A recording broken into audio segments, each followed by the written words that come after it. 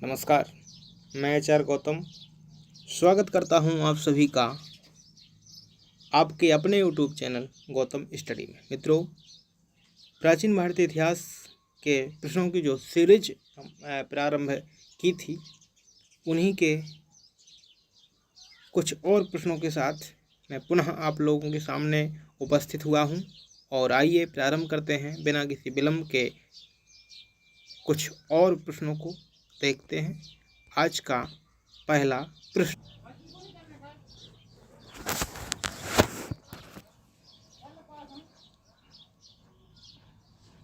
दोस्तों, ये रहा आपके मोबाइल स्क्रीन पर आज का पहला प्रश्न है,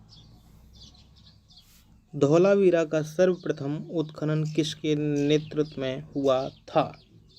तो सही जवाब होगा दोस्तों डी, डॉक्टर जेपी जोशी, अर्थात जगतपति जोशी जी के द्वारा धौलावीरा का सर्वप्रथम उत्खनन कार्य किया गया था। सीरीज को आगे बढ़ाते हुए प्रस्तुत करते हैं आपके सामने नेक्स्ट क्वेश्चन।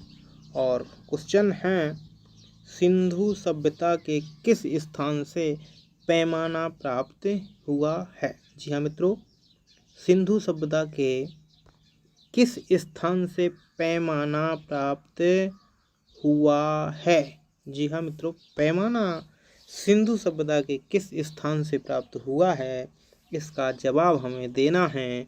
4 विकल्प हैं, लेकिन सही जवाब है सी, अर्थात लोथल से। इस प्रश्न को हल करने के बाद देखते हैं अगला क्वेश्चन।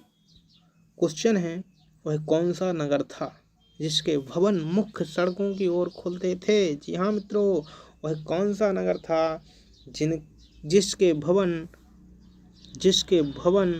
मुख्य सड़कों की ओर खुलते थे? तो वो था लोथल, अर्थात डी विकल्प इसका सही जवाब होगा। जी हाँ दोस्तों, जी हाँ मेरे दोस्तों, डी विकल्प इसका सही जवाब होगा। अगला क्वेश्चन है, वह कौन सा स्थान था जिसके पूर्वी हिस्से में पक्की ईंटों का बना एक तालाब जैसा घेरा प्राप्त हुआ है? वह कौन सा स्थान था जिसके पूर्वी हिस्से में पक्की ईंटों का बना एक तालाब जैसा घेरा प्राप्त हुआ है? तो वो था लोथल। सी विकल्प इसका सही जवाब होगा। अगला क्वेश्चन आपके मोबाइल स्क्रीन पर हड़प्पा सभ्यता का अंतिम अवस्था दर्शाने वाला स्थान है। जी हाँ, हड़प्पा सभ्यता का अंतिम अवस्था यानी लास्ट स्टेज को प्रस्तुत करने वाला वह स्थान है, वह कौन सा है? तो वह है आलमगीरपुर। आलमगीरपुर जो उत्तर प्रदेश के मेरठ जनपद में है। ए विकल्प इसका सही जवाब होगा। नेक्स्ट क्वेश्चन, सिंधु काल में संभवतः सोना प्राप्त किया जाता था? जी हाँ, सिंधु काल में यानी सिंधु घाटी की जो सभ्यता थी, उसमें ऐसा सेंस लगाया गया है कि संभवतः सोना प्राप्त होता था। कहाँ से होता था? तो ए कोलार से, बी कश्मीर से, अर्थात दोनों जो हैं सही है। ए और बी ऊपर एक दोनों सही है, अर्थात सी विकल्प इसका जो है सही जवाब होगा।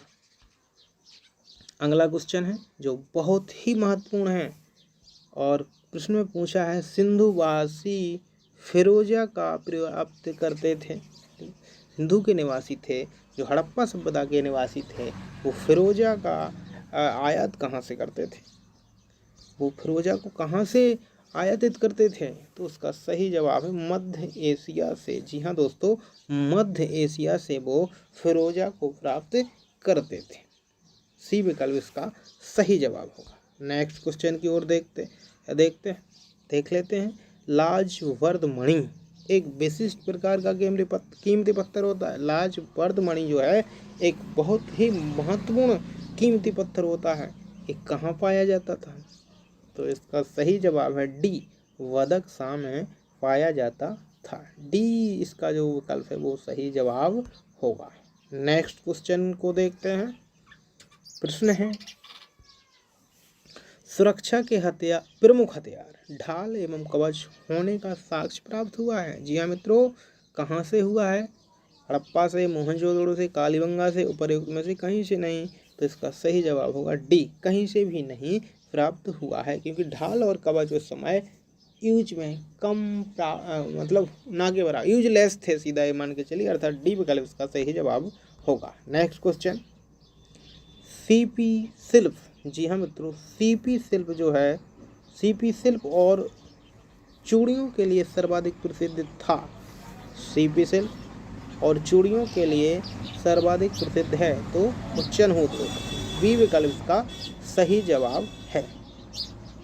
बी विकल्प इसका सही जवाब है। बढ़ते हैं अगले क्वेश्चन की ओर, देखते हैं अगला क्वेश्चन। नेक्स्ट क्वेश्चन है, लाल पत्थर जो है, लाल पत्थर और गोमेद के मनके बनाए जाते थे। जी हाँ, मनके बनाए जाते थे। वो कहाँ पर बनाए जाते थे वो पूछ रहे हैं। तो चनहूदड़ो में बनाए जाते थे, या लोथल में बनाए जाते थे, या मोहनजोदड़ो में बनाए जाते थे, या उपर्युक्त दोनों में बनाए जाते थे। तो इसका सही जवाब है चनहूदड़ो में भी बनाए जाते थे, लोथल में भी बनाए जाते थे, अर्थात सी विकल्प जो है इसका करेक्ट आंसर होगा। उपर्युक्त दोनों अर्थात सी विकल्प इसका सही जवाब होगा। नेक्स्ट क्वेश्चन है, वह कौन सा स्थान है जहाँ यज्ञ स्थल प्राप्त हुआ है। जी हाँ मित्रों, बड़ा ही महत्वपूर्ण और इंटरेस्टिंग जो है प्रश्न है, बड़ा ही महत्वपूर्ण सवाल है। वह कौन सा स्थान है जहाँ यज्ञ स्थल प्राप्त हुआ है। तो ये विकल्प इसका सही जवाब है कालीबंगा। कालीबंगा से यज्ञ की वेदियाँ मिली, वेदियों के प्रमाण मिले हैं, जिससे ये अनुमान लगाया जाता है कि सिंधुवासी जो थे वो यज्ञ करते थे, और इसका जो साक्ष्य मिला है वो मिला है कालीबंगा में। अगला क्वेश्चन है, स्तंभ युक्त पार्श्व अथवा प्रकोष्ठ वाला 70 मीटर लंबा मंडप जिसका प्रयोग संभवतः सार्वजनिक कार्यों के लिए होता था, प्राप्त हुआ है। जी हाँ दोस्तों, जिसे मृतकों का टीला कहा जाता है, अर्थात मोहनजोदड़ो से मिला है। डी विकल्प जो है इसका सही जवाब है। अगला क्वेश्चन है मिट्टी के बने हुए जहाज़ों के नमूने प्राप्त हुए हैं। जी हाँ दोस्तों, जो मिट्टी के जहाज़ों के प्रमाण मिले हैं वो मिले हैं लोथल से, अर्थात डी विकल्प इसका सही जवाब होगा।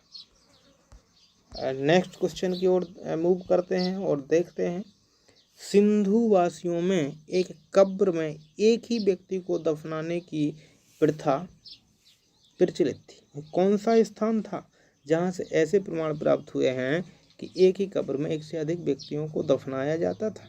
तो वो मिला है लोथल से। वैसे आम धारणा ये थी कि वहाँ पर जो दफनाने की क्रिया थी या जो परंपरा थी, वो एक कब्र में एक ही व्यक्ति को अक्सर दफनाया जाता था।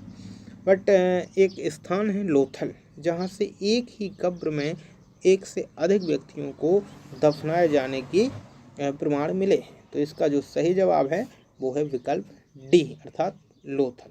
बढ़ते हैं अगले क्वेश्चन की ओर, देखते हैं सिंधुवासी जो है, सिंधुवासी सिलेट का आयात करते थे गुड़गांव से, कांगड़ा से, उपर्युक्त दोनों से, अर्थात सी विकल्प इसका सही जवाब है। नेक्स्ट क्वेश्चन की ओर मूव करते हैं और देखते हैं क्वेश्चन, निम्नलिखित में से कौन सा कथन सत्य है। इसमें हमें कथन जो है सत्य कथन देखना है।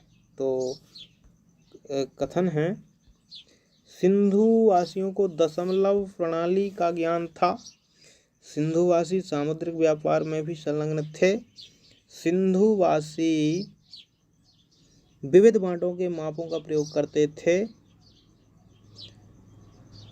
उपर्युक्त सभी। तो इसका सही जवाब होगा डी, ये सारे कार्य वो किया करते थे। नेक्स्ट क्वेश्चन की ओर मूव करते हैं और देखते हैं क्वेश्चन अगला, सिंधुवासियों की भाषा के विषय में कौन सा तत् सही नहीं है। तो बी है इसका, सिंधु वासियों की भाषा को अब तक पूर्ण रूपेण पढ़ा जा चुका है, ये सही नहीं है। सिंधु घाटी की जो सभ्यता है उसको आज तक पढ़ा नहीं जा सका है। नेक्स्ट क्वेश्चन है सर जॉन मार्शल के अनुसार सिंधुवासी शव विसर्जन हेतु 3 विधियों का प्रयोग करते थे। निम्नलिखित में से शव विसर्जन की कौन सी विधि सही नहीं है? शव को अग्नि में प्रज्वलित कर दिया जाता था, शव को नदी में प्रवाहित कर दिया जाता था, शव को पशु पक्षियों को खिला दिया जाता था, शव को जमीन में गाड़ दिया जाता था। इस तरह से 3 विधियों का प्रयोग करते थे, लेकिन जो है कौन का वो प्रयोग नहीं करते थे, कौन सी विधि है वो है बी, शव को नदी में प्रवाहित कर दिया जाता था। ये गलत है, अर्थात इस तरह की कोई भी प्रक्रिया वो शव को लेकर या अंतिम संस्कार को लेकर नहीं करते थे। तो इसका सही जवाब होगा बी। नेक्स्ट क्वेश्चन, सिंधु वासियों के राजतंत्र के विषय में कोई निश्चित अनुमान नहीं लगाया जा सकता है, क्योंकि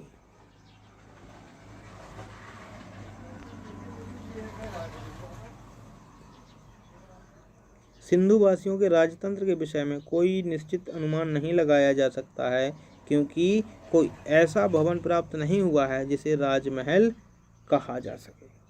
तो इसका सी विकल्प जो है वो सही जवाब होगा। अगला क्वेश्चन, सिंधु वासियों के वस्त्र एवं आभूषणों के विषय में कौन सा कथन असत्य है? सभी वर्ग के पुरुष एवं स्त्रियां विविध प्रकार के आभूषण धारण करते थे। उनमें हार, अंगूठी, हाथों की चूड़ियां आदि प्रमुख हैं। नाक की नथ, कानों की बालियां, पैरों के आभूषण केवल स्त्रियां पहनती थीं।